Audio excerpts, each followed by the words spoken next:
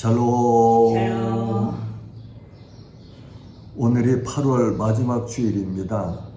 세월이 참 빠르게 지나가고 있습니다.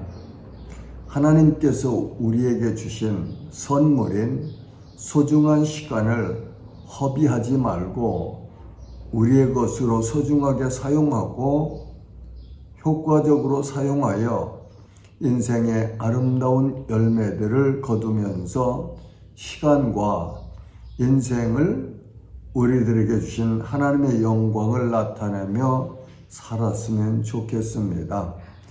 오늘 우리가 상고하는 본문 중에서 13절에는 여러 가지 사건과 사도들의 행적을 우리에게 알려주고 있습니다. 바울과 및 동행하는 사람들이 바보에서 배 타고 밤빌리아에 있는 버가에 이르니 요한은 그들에게서 떠나 예루살렘으로 돌아가고 라고 기록하여 주셨죠. 먼저는 바울의 이름이 일행의 대표로 나타나는 것을 볼 수 있습니다.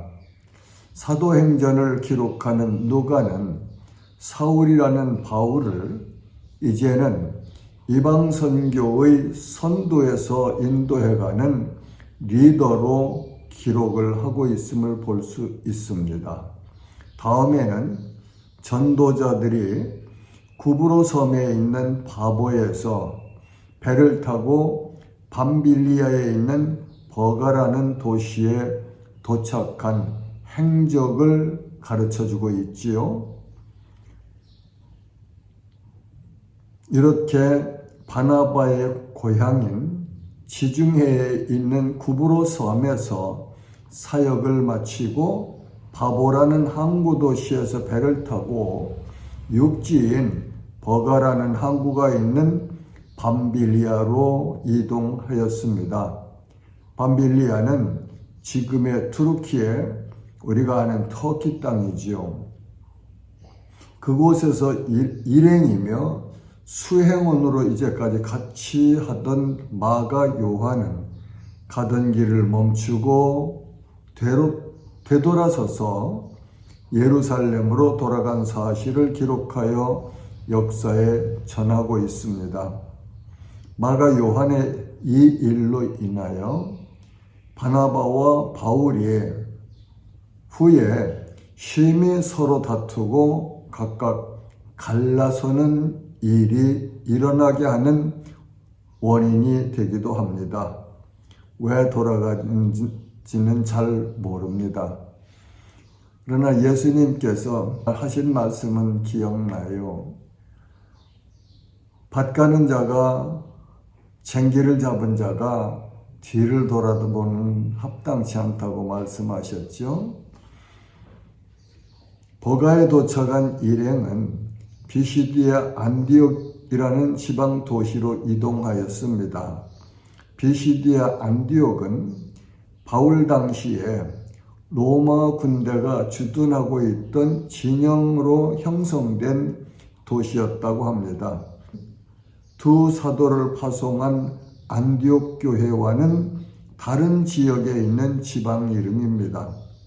안디옥에 당동한 이들은 안식일에 회당에 들어가 앉았다고 말씀하십니다. 이 회당에서 바울이 말씀을 전할 기회를 얻게 됩니다.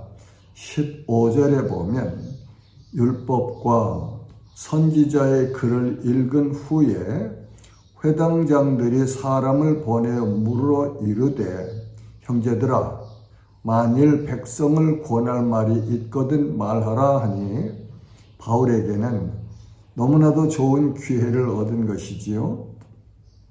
바울은 자기가 박해하던 예수 그리스도를 만나서 완전히 인생이 변한 사람이지 않습니까? 바울은 자기가 만난 예수 그리스도를 전하는 증인으로 성령의 보내심을 받아서 지금 이곳 현장까지 온 사람인데 얼마나 기뻤을까요? 때를 얻은 바울이 일어납니다. 본문 16절에는 바울이 일어나 손짓하며 말하되 이스라엘 사람들과 및 하나님을 경외하는 사람들아 들으라. 그 회당에는 이스라엘 사람들과 이방인 중에서 유대교로 입교한 개종한 사람들이 있었던 것 같습니다. 바울은 역사 교훈을 가지고 설교를 시작해 나갑니다. 이스라엘 백성들의 하나님과 이스라엘 백성의 관계를 설명합니다. 하나님께서 택하신 선민 이스라엘은 특별한 은혜와 복을 받은 민족이지요. 우리 조상들을 택하시고 여기는 아브라함과 이삭과 야곱 곧 족장들을 간단하게 설명한 내용이라고 볼 수 있죠. 창세기 12장 1절에서 3절 말씀은 여호와 하나님께서 아브라함을 부르시는 그런 말씀이 기록되어 있는데 여호와께서 아브라함에게 이르시되 너는 너의 고향과 친척과 아비의 집을 떠나 내가 네게 보여줄 땅으로 가라. 내가 너로 큰 민족을 이루고 네게 복을 주어 내 이름을 창대하게 하리니 너는 복이 될지라. 너를 축복하는 자에게는 내가 복을 내리고 너를 저주하는 자에게는 내가 저주하리니 땅의 모든 족속에 너로 말미암아 복을 얻을 것이라 하신지라. 애굽 땅에서 나그네 된 그 백성을 높여 큰 권능으로 인도하여 내사. 하나님은 요셉을 통하여 가나안 땅의 가뭄과 흉년으로 인하여 굶어 죽을 자기 부친과 형제들과 가족들을 애굽으로 인도하여 흉년에서 구하여 주었고 400년이라는 세월이 흐르며 히브리인들은 큰 민족을 이루었습니다. 하나님은 애굽에서 종살이하고 있던 자기 백성들을 모세를 통하여 이끌어내셨습니다. 이 역사가 곧 출애굽 역사입니다. 이 내용이 출애굽기에 자세하게 기록되어 있지요. 출애굽기 12장 29절을 보면 밤중에 여호와께서 애굽 땅에서 모든 처음 난 것 곧 왕 위에 앉은 바로의 장자로부터 옥에 갇힌 사람의 장자까지와 가축에 처음 난 것을 다 치시매. 하나님은 강팍한 바로를 향하여 10재앙을 내리셨습니다. 그 마지막 재앙인 10재앙, 애굽 땅에 있는 사람과 짐승의 사람은 첫 아들과 장자와 그리고 짐승의 첫 새끼를 치시는 죽이는 그런 재앙을 내리시고 이스라엘 백성들을 애굽에서 출애굽시키는 역사를 하셨지요. 37절은 이스라엘 자손이 라암셋을 떠나서 숫곳에 이르니 유아 외에 보행자는 장정이 60만 가량이요. 그 당시에 출애굽한 이스라엘 백성들은 유아나 여자들을 계수하지 않은 장정만 60만이었다. 민수기에 보면 이 사실을 우리가 잘 알 수 있지요. 이스라엘은 애굽에서 하나님께서 아브라함에게 말씀하셨던 약속대로 자기 백성을 이끌어내시는 역사를 맞았습니다. 하나님은 이스라엘 백성을 광야 40년간의 훈련을 하신 후에 이스라엘을 가나안 땅으로 인도하셨습니다. 애굽에서와 광야 생활을 합하여 약 450년간이라는 기록을 가르쳐 주시지요. 가나안의 인도함을 받은 이스라엘은 사사시대를 거치게 됩니다. 그래서 사사 사무엘 때에 이스라엘은 왕을 세워줄 것을 요구하였습니다. 그래서 하나님께서 사무엘을 통해서 이스라엘의 초대 왕은 사울 왕이 사무엘을 통하여 기름 부음을 받고 왕이 되어 40년간 통치하였지요. 사울 왕은 하나님의 말씀에 온전히 순종하지 아니하여 자기 대에서 당대에서 왕위가 끝나고 말았습니다.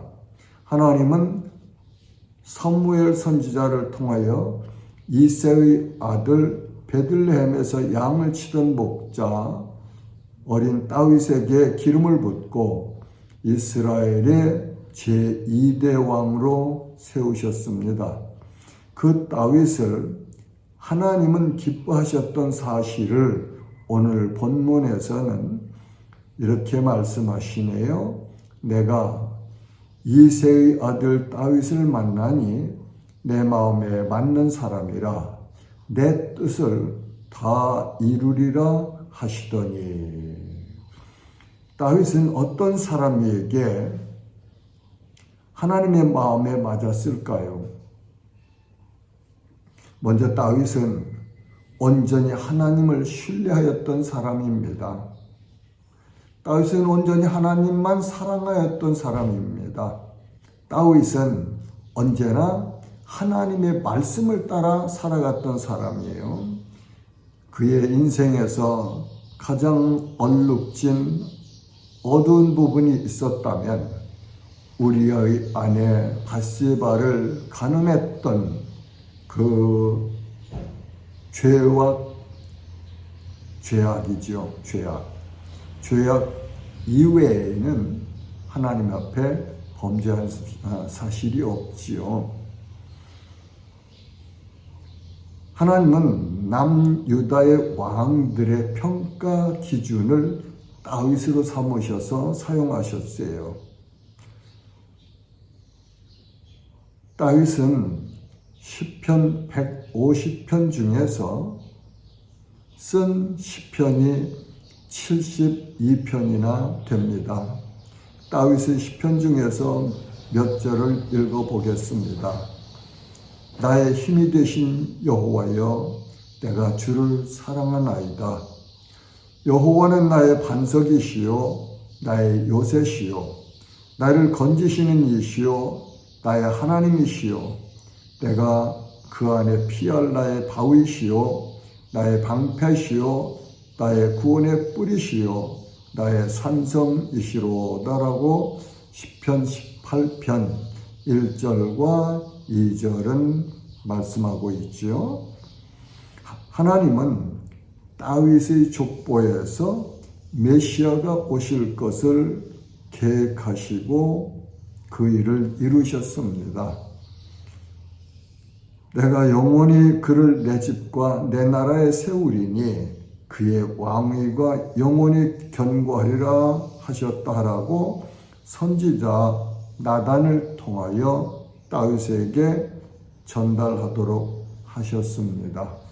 마태복음 1장 1절은 아브라함과 다윗의 자손 예수 그리스도의 계보라. 예수님이 아브라함과 다윗의 자손으로 이 땅에 오셨다는 말씀이죠. 자, 하나님은 이렇게 약속을 반드시 지키시는 신실하신 하나님이십니다. 하나님은 아브라함에게, 이삭에게, 야곱에게, 그리고 다윗에게 메시아가 후손으로 오실 것을 약속하셨습니다. 이 사람들은 다 하나님의 그 약속을 믿었습니다. 하나님은 약속을 이루셨습니다. 사랑하는 지체 여러분, 하나님은 우리들을 사랑하십니다. 우리들도 아브라함처럼, 이삭처럼, 야곱처럼, 그리고 다윗처럼 하나님의 약속의 말씀을 믿어야 합니다. 하나님의 말씀은 진리입니다. 하나님의 약속은 반드시 그 말씀대로 이루어집니다. 그러므로 우리들도 다윗처럼 하나님의 마음에 맞는 사람들이 되려는 의지를 가지고 우리의 믿음을 말씀 위에 뿌리를 내리고 주님의 말씀에 순종하며 살아가면 참 좋겠습니다. 이러한 하나님이 기뻐하시는 하나님 마음에 맞는 믿음의 사람들로 모두 승리하시기를 주님의 이름으로 축복합니다. 아멘. 샬롬.